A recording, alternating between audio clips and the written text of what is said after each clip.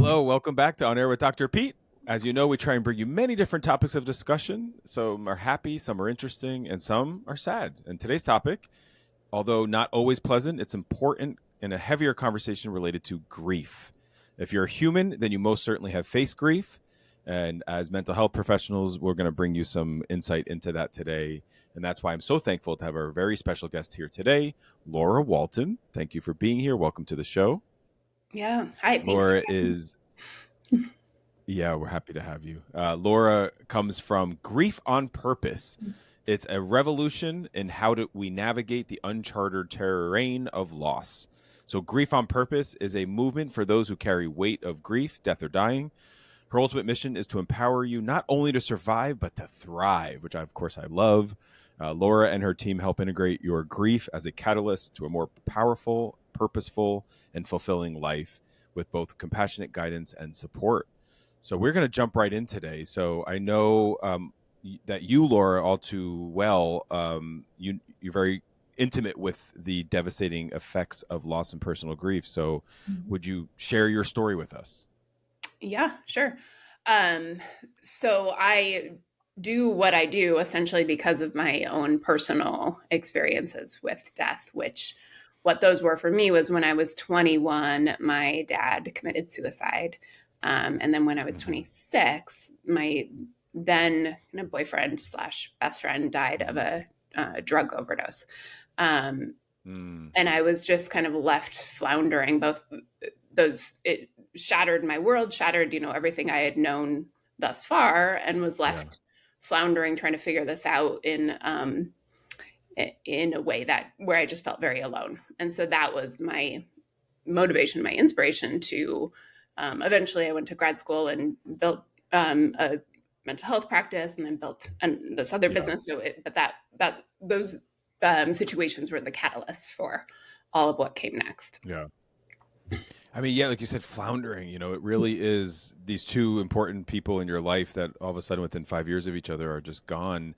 I wondered, now that you're helping so many other people, like had you at that time already sought any help? Or like at what point did you kind of realize like that help might be in your cards? I did. I feel like I sought out every possible thing you could imagine in those, at least let's say the first handful of years following my boyfriend's death. I sought out professional therapy. I sought out yoga. I sought out breath work. I sought out all kinds of things. And some situations and some people I came across were good and were helpful. But unfortunately, the greater experience I had was that it wasn't very helpful. I wasn't able to find a lot of support that felt really good. And that was also part of the motivation, being that, as you said at the beginning, we're all going to die at some point, and we're all going to face grief at some point. It's such a normal human experience. I thought it was so mind-blowing that there wasn't any support out there for me. Yeah. With your yoga practice, I mean, what comes to mind when you just said that was just thinking about how other cultures look at death and grief. I think we're in America. Were you in America at this time? Yeah. Mm-hmm. Okay. Because I think that lens from which we see this is like this, it's always negative. I don't know that America ever sees death as positive. Yeah. And so, and I'm not saying we have to just spin it that way, but there are certain cultures that celebrate death in different ways. So I wasn't sure if you'd encountered any of that in your training or in your experience. I kind of encountered that just in my own unofficial research. And, when they died, I didn't have a strong backbone as far as a belief system that was already in place. So I just kind of dove into reading all the stuff I could read about death and about grief and about dying. And therefore through that, I did gain a little bit of a greater understanding of how different cultures experience it. And that broadened my perspective, I guess, on maybe like what sorts of beliefs were possible other than what's just sort of in our face in this country, at least. Right. And in our body, like just what's in your, in our body this way. So, so grief on purpose. So like literally born out of death. I mean, I think that, so it's a sort of beautiful, like lemonade out of lemon situation, if you will, that you now are there for so many people that need it. So tell us about how you created this space.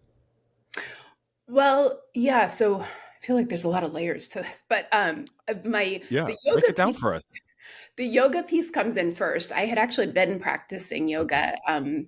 I think I started practicing very soon after my dad's death, so this is 20 plus years ago. Um, and um, I had done a few yoga teacher trainings over the years, so had a kind of a little bit more in Yeah, depth study into a practice of yoga. So that sure. tool became my first tool that I used personally as a way of navigating and getting to better understand and learning how to be with my grief.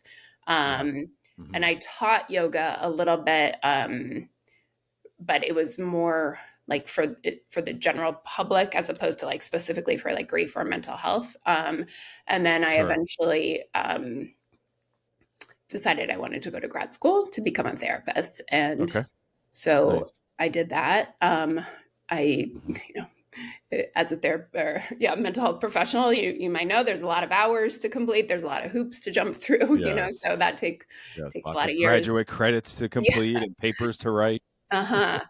So did all that and then started my own practice specializing in working with grief and Nice. trauma. And Nice. did that for um, I don't remember how many years, but a, a good Many handful of years. years. And Hmm. then I've in the most recent couple of years, I just started to feel like I'm kind of outgrowing the box of the Okay. box of Yeah. therapy, and kind of wanting my reach to be broader than it can be within a therapy Beau- practice. And Beautiful. so those were the seeds, I think, of building grief on purpose, and just trying Okay. to again have a more broad reach, and be able to support people who maybe aren't, for whatever the reason is, seeking therapy, but still, as we've said, grief is such a um, Yeah. wide reaching topic. So yeah, so that's For kind of sure. all what's led us here. So from what I'm hearing in that is like this blend of yoga that you maybe took your teacher training and yoga teaching, cultivated it towards a mental health and grief focus, and then with your graduate training in mental health, you then kind of developed this grief on purpose. Yeah, yeah, that's very fair to say. Kind of pulling from all of Okay. those past trainings Yeah. and threads, and yeah. Mm-hmm. I love that. I mean, because it's so transformative. I mean, I think therapy, when done well, is transformative. Mm-hmm. Uh, yoga for sure. I wonder what you think about this. Like, I also practice yoga and I practice Zen. So I've been meditating for about 15 years, studying with my teacher. And one of the things I found is some of these yoga retreats, which I love, and I love the silent ones, because as mental health professionals, we're constantly speaking. My partner said this the other day. He was like, "You speak too much," because my throat was sore, Yeah. and that's what we do. But but what I find is sometimes with these like yoga retreats, like there's so much pain in people that because I'm going to assume that you're like an empath or have empathic sort of tendencies, because we often do if we're in this field. Yeah. So how do you, like, as a teacher and do you have that same experience where you kind of feel everyone's energy and like everyone's there with their own pain when they're on these like retreats and stuff? Yeah, I mean, yes, I do feel other people's energy.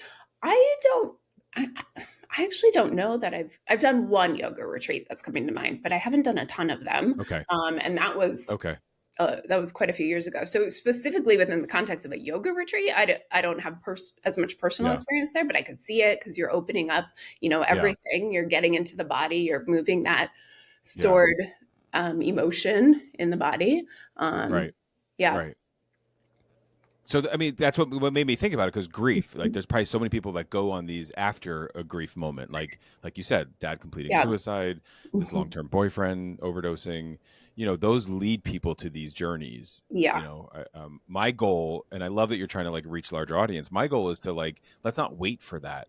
My brother is in law enforcement, and I was like, don't wait for a tragedy or trauma to happen. Go to therapy, like, so you have somebody that you can connect with, because when a trauma happens, because it will, you'll Yeah. then have a foundation that's already there. And then if you want to like process some of it, you can, but don't wait until it's too late. What do you think Yeah. about that? Yeah, I agree. I think it's so if we have some basic tools in our tool belt, Yes.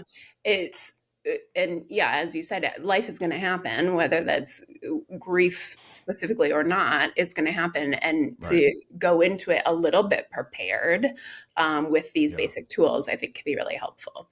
I did not have that in my Yeah. 20s when No. my people died, and I think that was part of the Yeah. initial challenge for me. And just like I didn't have one Totally. tool in my tool belt. Like so I was floundering there for a bit.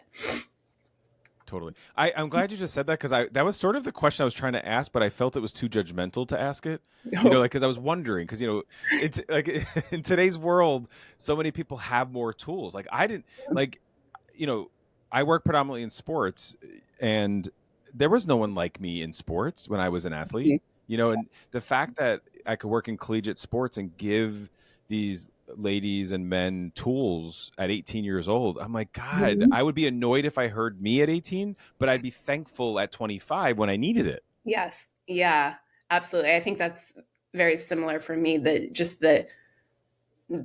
the time of the world when I was 18 and in my earlier Yes. 20s was just so much different than it is now. We didn't have all the access to the social media, which while there's Right. some things I don't love about social media, there's a lot of tools that are available there. And even just that, I think, is a step above than what I had at that Yeah. age.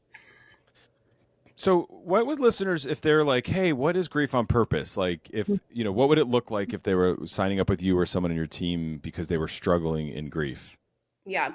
Right now, what it looks like is a lot of self led courses that have been Nice. created by me, but inspired by the decade plus of clinical work that I've done and Sure. the kind of common questions and misunderstandings about both grief and trauma that I've seen come up over the years. And so I kind of compiled all of that Yeah. into these self-led courses. So that there's that. And then there's a new coming soon, April 1st, I believe launch Yay. date is the Grief on Purpose podcast.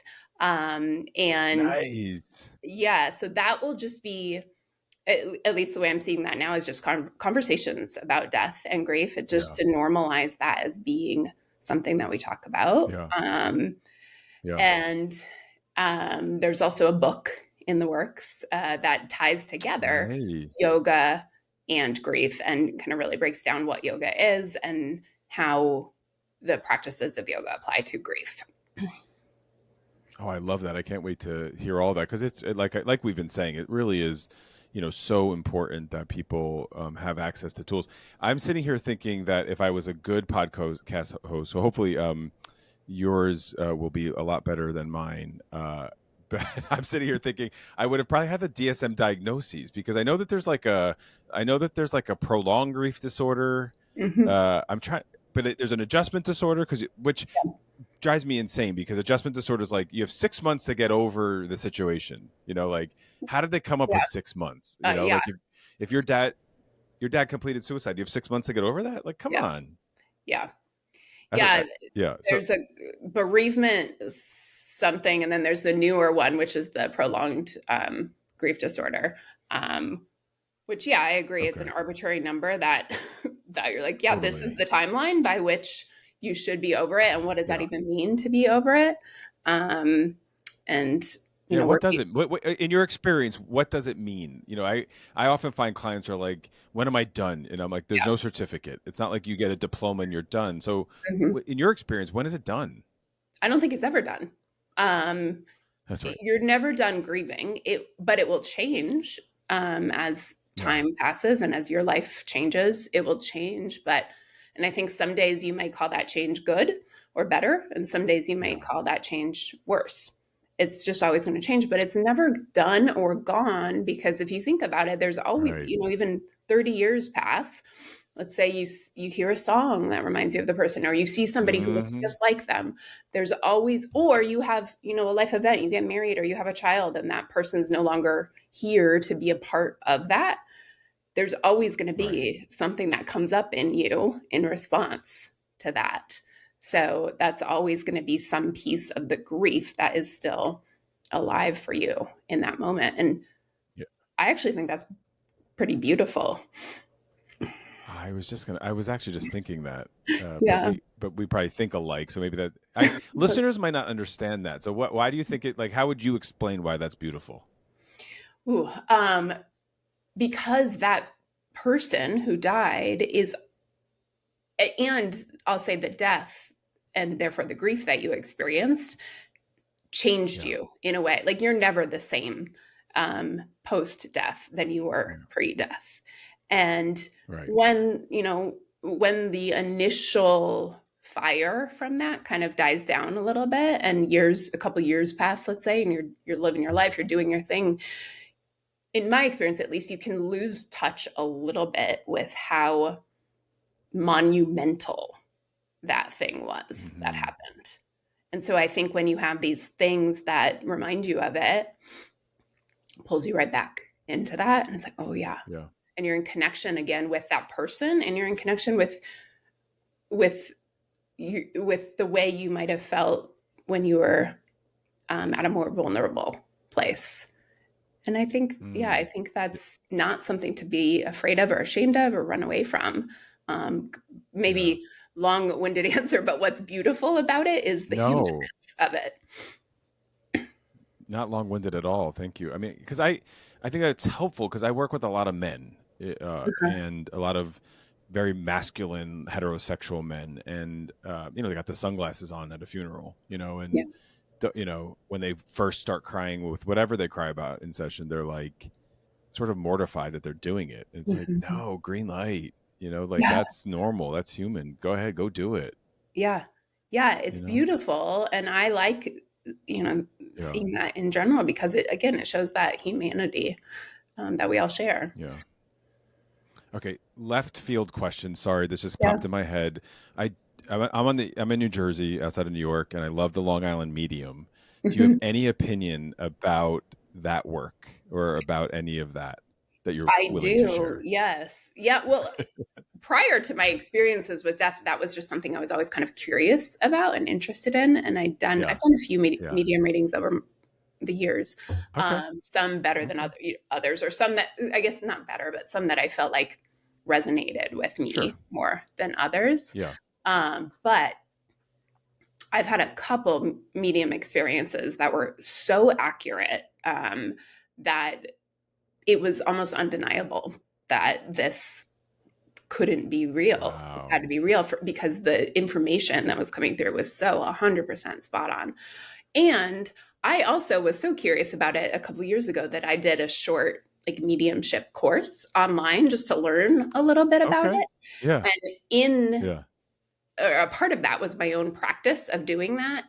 And so I did some practice readings on people, and just having that experience of being on the other end of it and trying to notice what you're picking up on, what the intuition is, and then saying it even though you're like terrified that this is going to sound stupid because it's so out of left field, and then to Yeah. have people be like, oh my gosh, that makes so much sense to me, to be in that, on the other side of that and have that, I think was also a big shift for me in believing it, because I knew that I wasn't just making it up. I was feeling certain things, Yeah. and they were accurate for those people. So I do believe in it.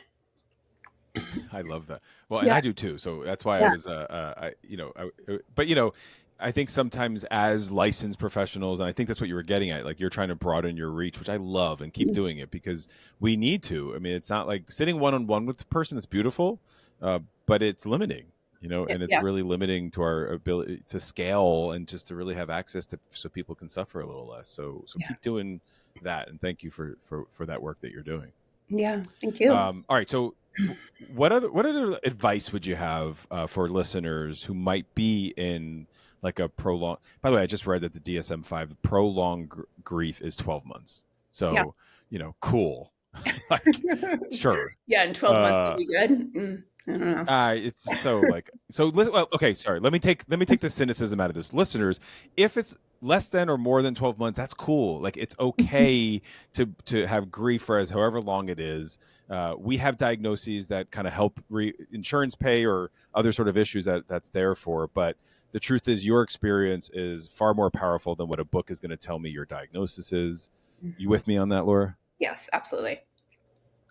Okay. Yeah. So what advice would you have for listeners that maybe are just struggling with their grief? I think the first thing that's coming to mind is the loving support to be with it, be with the grief, no matter what that looks like. So to allow Yeah.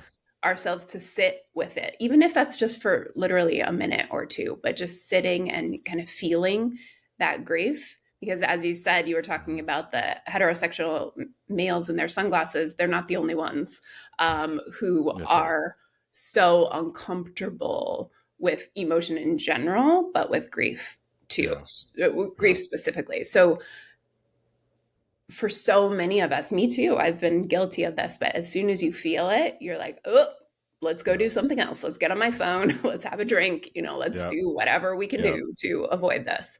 Shut it down. Shut it Yeah. down. Yep. Yeah.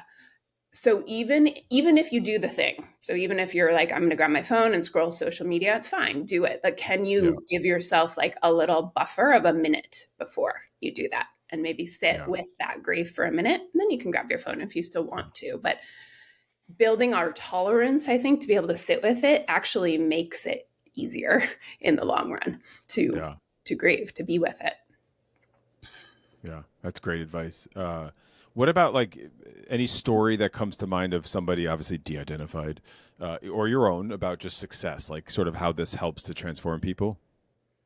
Yes, let's see. Well, my my own is coming to mind through the lens of yoga. Let's do it. Yeah. But not just the physical yoga, because oftentimes when I say yoga, that's what people think I'm talking about, is the physical practice of yoga, Yeah. the asana, which is part of it, but there's a lot more to a yoga practice Yeah. too. So without That's right. diving too far down that rabbit hole, um, in most general terms, a yoga practice can teach us how to be with what is and how to sit with something that's really uncomfortable.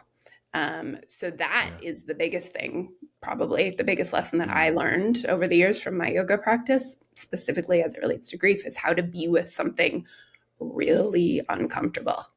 And so learning how to sit, this I'm realizing right now ties back to what I just said, but Amen. learning how to sit with the discomfort, sit with what Yes. is the reality of what is, for me, that was the game changer. That was what Yeah. made, that's probably the reason why I'm here right now. The reason I was able to do something with my grief as opposed to kind of Yeah. drowning in it. Yeah.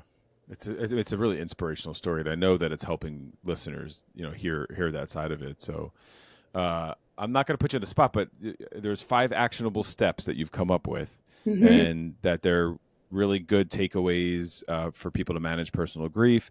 We're going to put them in the show notes, Yep. but if you want to walk us through some right now, or what that looks like. Yeah, well, you won't be surprised to hear that the first one is do nothing. So as we've Yes. already, Sit. yeah, as we've already talked about, kind of instead of avoiding sitting with that grief, Yeah. um, Yeah. then there's movement. So things that kind of relate to like our physiological body, Nice. that can help to get us out of the fight or flight mode that we might be in with grief. So Yep. movement, eating nutritious foods, drinking water. These are really simple things, but they're also things that are really easy to lose when we're grieving, Absolutely. and Yep. that are more or less within our control, and something that we can Mm-hmm. fairly simply change. Yeah. Connection, connection with a Yes. friend, a relative, a therapist, Mm-hmm. anybody really, but just connection, because grief can feel so lonely and isolating. So lonely. Yeah. Mm-hmm. And then one of my favorite things to do, because people often ask, especially if it's like a birthday or an anniversary coming up, like, what should I do? How should I acknowledge this Yeah. day? All right. One of my favorite answers to that question is doing something nice for somebody else. And maybe Yeah. even better, anonymously. So that could look like a million different things. You buy the coffee for the person behind you in line, you pay for somebody's lunch, you donate to Yeah. a charity that was meaningful to your person, whatever. But doing something nice for somebody else, Yeah. not only is it nice, but it gets us out of our little grief bubble for even Yeah. just a couple minutes. Um, Yeah. and that can again be helpful just because it's so easy to get stuck there. I think people want to be stuck there, and I don't mean that to say that provocatively, but I've heard people say like, I feel guilty or shame when I start to feel joy, Mm-hmm. post death. Yeah. And so how do you help people through that?